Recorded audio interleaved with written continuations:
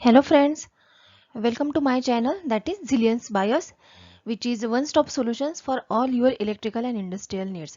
So friends, जैसे कि इसके पहले भी मैं आपके लिए काफ़ी सारे कमर्शियल वीडियोस लेके आई हूँ जो आपके लिए कमर्शियल प्रोसेस के लिए काफ़ी यूज़फुल रहे हैं। ठीक उसी तरह फ्रेंड्स आज भी मैं आपके लिए एक नया टॉपिक एक नया वीडियो लेके आई हूँ और मैं उम्मीद करती हूँ कि आपको आज का ये मेरा सेशन भी काफ़ी पसंद आएगा। तो फ्रेंड्स चलिए देखते हैं आज का हमारा नया सेशन। आप स्क्रीन पर देख रहे हैं प्रोक्योरमेंट। फ्रेंड आज का हमारा सेशन है how to generate SAP MM procurement cycle. ये जो प्रोक्योरमेंट प्रोसेस होती है या फिर प्रोक्योरमेंट साइकिल जो होती है ये कैसे वर्क करती है या फिर इसकी प्रोसेस कैसे होती है, ये आज मैं आपको हमारे इसके आज की इस वीडियो में मैं एक्सप्लेन करूंगी। फ्रेंड्स चलिए देखते हैं इसका एजेंडा क्या है। Friends the agenda of this procurement cycle is that first is overview of procurement cycle. तो सबसे पहले हम देखेंगे कि इसका ओवरव्यू क्या है। ठीक है, ओवरव्यू में हम देखेंगे कि किस तरह से हम हमारी रिक्वायरमेंट को डिटरमाइन करेंगे। फिर बाद में हम देखेंगे कि इसको विद द सॉफ्टवेयर हम इसे क्रिएट कर परचेज ऑर्डर को कैसे क्रिएट करेंगे, उसे एडिट और डिस्प्ले कैसे करेंगे। ठीक है, नेक्स्ट इसमें हम देखेंगे कि पोस्टिंग गुड रिसिप्ट क्या होता है एंड लास्ट में हम जानेंगे कि पोस्टिंग इनवॉइस क्या होते हैं। तो फ्रेंड्स इसके पहले भी मैंने आपको एक रिक्वेस्ट फॉर कोटेशन का वीडियो बताया था जिसमें मैंने SAP MM सॉफ्टवेयर के जरिए काफ़ी सारी डिटेल्स आपके साथ शेयर की थी। ठीक उसी तरह फ्रेंड्स आज भी मैं आपके सामने ये प्रोक्योरमेंट प्रोसेस जो है वो भी मैं अच्छे से सॉफ्टवेयर के जरिए मैं एक्सप्लेन करूंगी। फ्रेंड्स आज जो हमारा ये सबसे पहला टॉपिक देखते हैं ओवरव्यू ऑफ प्रोक्योरमेंट साइकिल। ठीक है, अब ये ओवरव्यू में हम क्या देखते हैं, चलिए वो डिस्कस करते हैं। सबसे पहले देखेंगे कि प्रोक्योरमेंट प्रोसेस क्या होती है या फिर इसकी साइकिल क्या होती है, किस चीज़ को हम प्रोक्योरमेंट प्रोसेस बोलते हैं। स्क्रीन पर आप देख रहे हैं friends, the process of buying materials and obtaining services from vendors और dealers is nothing but the procurement. ठीक है, हम ये मैं एग्जाम्पल के साथ आपको समझाती हूँ कि मान लो हमें अगर किसी कोई इंडस्ट्रियल या फिर इलेक्ट्रिकल प्रोडक्ट खरीदना है। फॉर एग्जाम्पल हमें अगर एयर सर्किट ब्रेकर खरीदना है तो उसके लिए हमें सबसे पहले एक अच्छे वेंडर की या फिर सेलर की ज़रूरत होती है।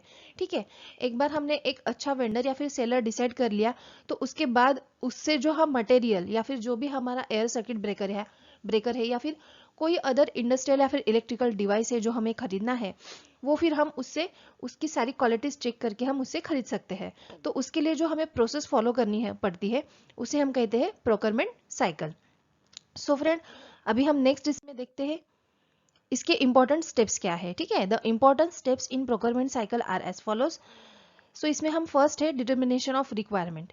ठीक है, तो ये डिटर्मिनेशन ऑफ रिक्वायरमेंट में हम देखेंगे कि requirement is the logical subdivision where it is determined that what material or services are required by company and which supplier can fulfill the requirement।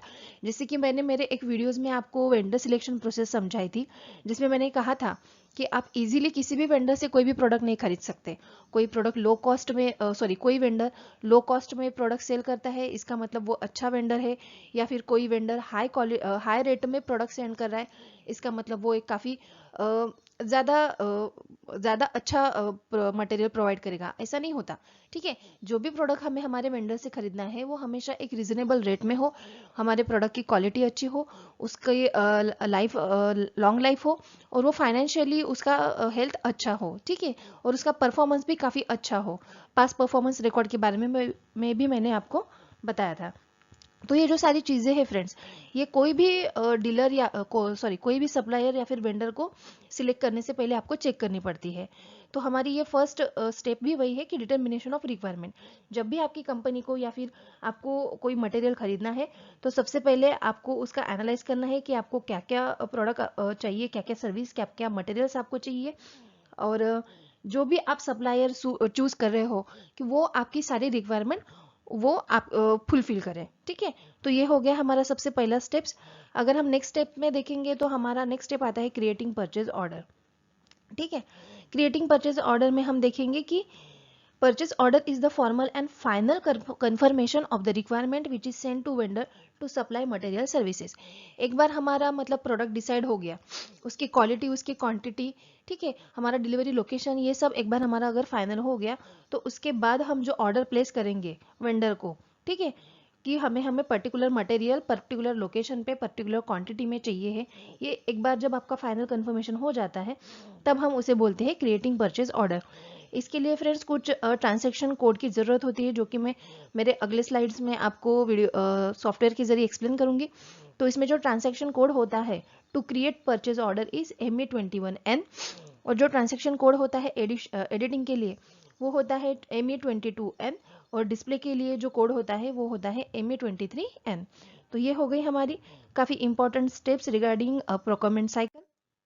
अभी हम नेक्स्ट देखेंगे कि एक बार हमारा ऑर्डर प्लेस हो गया, परचेज ऑर्डर हमने दे दिया, उसके बाद क्या होता है, after processing of purchase order by vendor material is received by ordering party and this process is called as good receipt. ठीक है, ये भी मैंने मेरे एक वीडियो में ये प्रोसेस आपको समझाई है कि जब आप कोई ऑर्डर देते हो, ऑर्डर देने के बाद जब वेंडर आपको वो आपका पर्टिकुलर प्रोडक्ट या फिर पर्टिकुलर मटेरियल आपको सप्लाई करने के बाद वो जो प्रोसेस होती है, ठीक है, कि आपने जो भी प्रोडक्ट उनसे परचेज किया है वो काफ़ी गुड कंडीशन में है, वो टूटा फूटा नहीं है, वो एकदम फाइन कंडीशन में है। उस कंडीशन में एक GRN गुड रिसिप्ट नोट करके मैंने आपको बताया था एक वीडियो में। तो गुड रिसिप्ट नोट एक जनरेट होता है, ये वही प्रोसेस है जिसे हम कहते हैं गुड्स रिसिप्ट। ठीक है, तो इसका एक ट्रांजैक्शन कोड होता है जो हमारे सॉफ्टवेयर में होता है मिंगो। ठीक है, नेक्स्ट है हमारा पोस्टिंग इनवॉइस। ठीक है, अभी गुड्स या फिर प्रोडक्ट तो हमारे पास आ गया, ठीक है, जिसका GRN है हमने सबमिट किया। उसके बाद क्या होगा, invoice is received from the vendor after goods received and then invoice is verified and posted by ordering party. ठीक है, उसके बाद क्या होगा, वेंडर क्या करेगा, एक इनवॉइस अपने तरफ से देगा। This invoice is verified and posted by ordering party. जो इनवॉइस वेंडर ऑर्डरिंग पार्टी को देगा, ऑर्डरिंग पार्टी उसे क्रॉस चेक करेंगी और उसके बाद ही उसका पेमेंट करेंगी। इन दिस फेज वेंडर और seller is paid from the company. Then इसके बाद पेमेंट होने के बाद फिर जो हमारा एक ट्रांजैक्शन होता है, इनवॉइस का जो ट्रांजैक्शन मैं आपको बताऊंगी आगे के सॉफ्टवेयर के स्लाइड्स में, उसका जो ट्रांजैक्शन कोड होता है वो होता है मायरो। ठीक है, तो ये हो गई फ्रेंड्स जो मैंने अभी शॉर्ट में आपको एक साइकिल बताई, प्रोक्योरमेंट प्रोसेस साइकिल। ठीक है, इसका ओवर लुक भी या फिर वर्क फ्लो भी मैं एंड में आपको अच्छे से एक बार समझाऊंगी।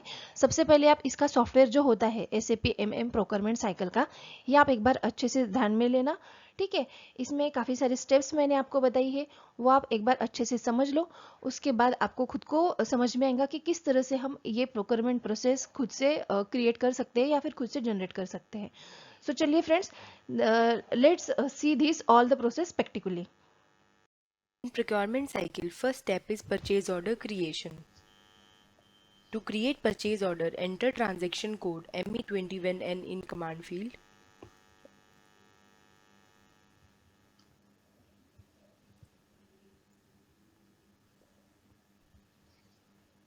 This will navigate you to purchase order creation screen. Or else you can navigate via SAP menu. So we'll just go back to the home page. In SAP menu, to navigate to purchase order creation screen, select logistics, select materials management, select purchasing. Now select purchase order. Now select create. Now select ME21N.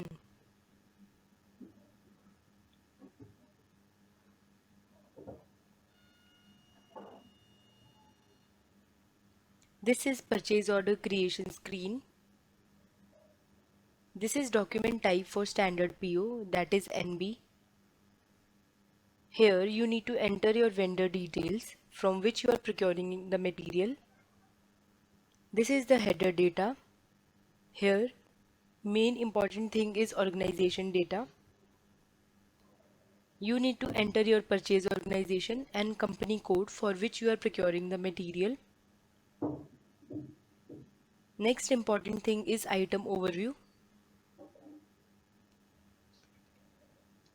Here you need to enter your material, your purchase order quantity, your delivery date at which you are expecting your material to be delivered, net price, your currency, plant and storage location.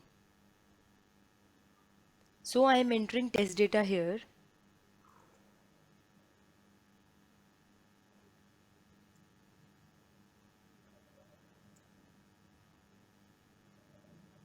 I'll just enter test data in item overview.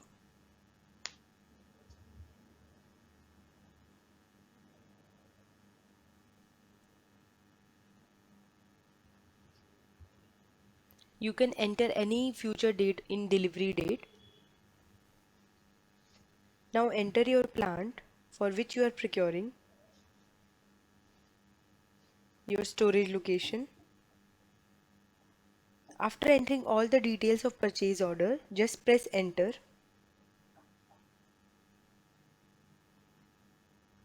Now click on save. Purchase order will be created displaying a purchase order number. You can display this purchase order by going to transaction code /n ME23N.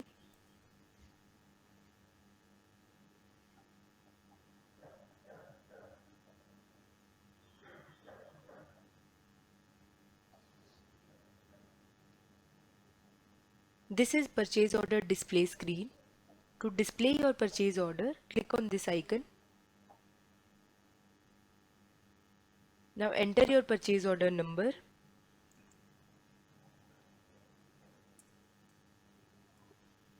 Now press enter.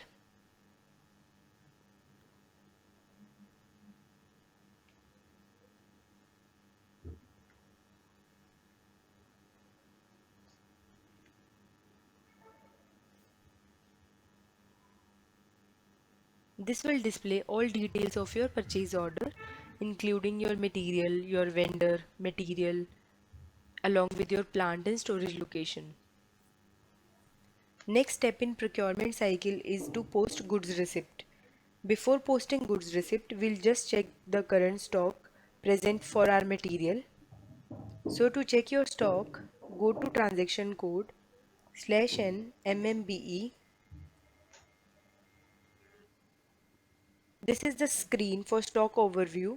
This will display your stock at company code, plant, storage location level. So here you need to enter your material, your plant and storage location.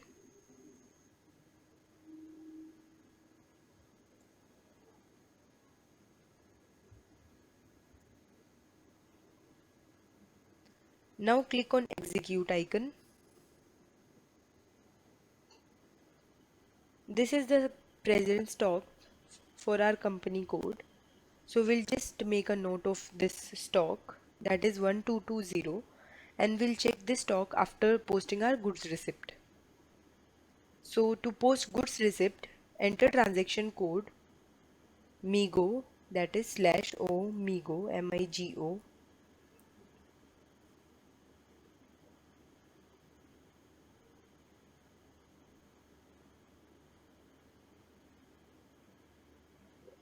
This T code will navigate you to posting goods receipt screen. To post your goods receipt, you need to select goods receipt over here.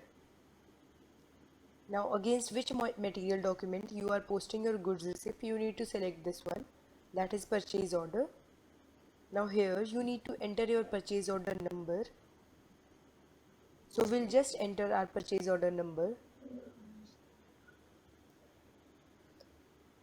This is the movement type for goods receipt, that is 101.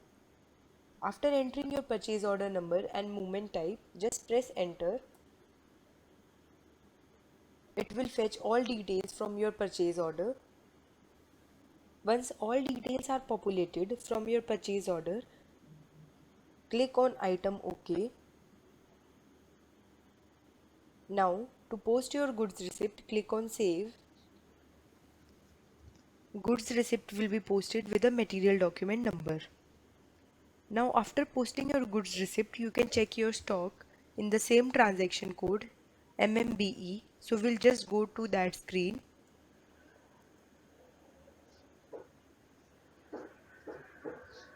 Now we'll just refresh. So you can see that our stock has increased. Now third step in procurement cycle is posting your invoice. Once vendor has submitted the invoice, you will verify it and you will post that in system. So to post invoice, transaction code is Miro. So we'll enter transaction code for posting invoice in command field. This will navigate you to invoice page. Here you need to enter your PO reference in this field. So we'll just enter our purchase order number. After entering your purchase order number, press enter. Here you need to post your invoice date. Now press enter.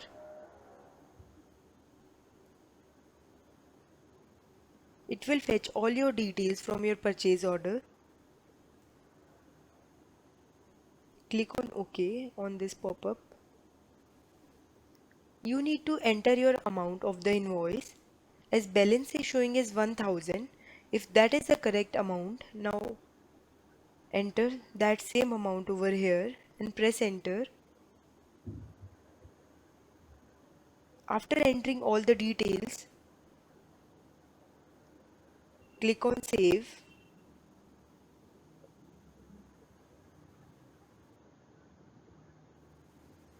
So invoice will be posted generating a invoice number. In this session we learned the procurement cycle, creation of purchase order, posting goods receipt and so friends, आपने देखा कि किस तरह से मैंने ये जो software के ज़रिए आपको प्रोक्योरमेंट साइकिल एक्सप्लेन की। मैं उम्मीद करती हूँ कि आपको वो प्रोसेस काफ़ी अच्छे से समझ में आई होंगी।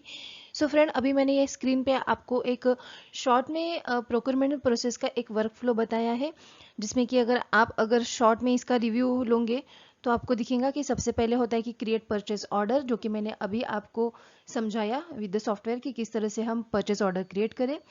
बाद में आता है सेंड आउट आरएफक्यू यानी रिक्वेस्ट फॉर कोटेशन। एक बार परचेज ऑर्डर क्रिएट हो गया तो फिर हम रिक्वेस्ट फॉर कोटेशन सेंड करते हैं, जिसे मैंने मेरे एक वीडियो में भी एक्सप्लेन किया था अच्छे से कि आरएफक्यू क्या होता है। नेक्स्ट प्रोसेस आती है हमारी एनालाइज एंड सिलेक्ट वेंडर। तो एक बार आपकी रिक्वेस्ट फॉर कोटेशन सेंड हो गई तो उसके बाद आपको एनालाइज करना है और सिलेक्ट करना है आपके वेंडर को, कि मतलब वो सिलेक्ट करने के लिए आपको काफ़ी सारे क्वालिटीज़ मैंने आपको बताए थे मेरे एक वीडियो में कि किस तरह से आप उनको सिलेक्ट कर सकते हो। उनके क्वालिटीज़, उनका फाइनेंशियल हेल्थ, उनका पास परफॉर्मेंस रिकॉर्ड, ये सारी चीज़ें अच्छे से देखने के बाद, उसको एनालाइज करने के बाद फिर आप अपने वेंडर को सिलेक्ट करते हो पर्टिकुलर गुड्स या फिर प्रोडक्ट को परचेज करने के लिए। नेक्स्ट हमारा स्टेप आता है रिसीव एंड चेक इनवॉइस। एक बार आपने वेंडर को सिलेक्ट कर लिया और उसने आपको जो भी प्रोडक्ट आपको चाहिए, जो भी जिसकी आपको रिक्वायरमेंट है, वो सब उसने आपको डिलीवर करने के बाद फिर वो आप क्या करोगे, रिसीव एंड चेक इनवॉइस, उससे वो अपना प्रोडक्ट रिसीव करोगे और वो जो भी इनवॉइस आपको शो करेगा उसे आपको अच्छे से चेक करना है। उसके बाद की हमारी स्टेप आती है रिसीव गुड्स और सर्विसेज। एक बार गुड और सर्विस आपने रिसीव कर ली तो उसका एक GRN आता है, गुड रिसीट नोट करके वो जनरेट होता है, ये आता है रिसीव गुड्स और सर्विस प्रोसेस में। उसके बाद की स्टेप आती है हमारी negotiate and send purchase order. ठीक है, एक बार इसको काफ़ी अच्छे से निगोशिएट करना है और उसके बाद हमारे परचेज ऑर्डर को सेंड करना है।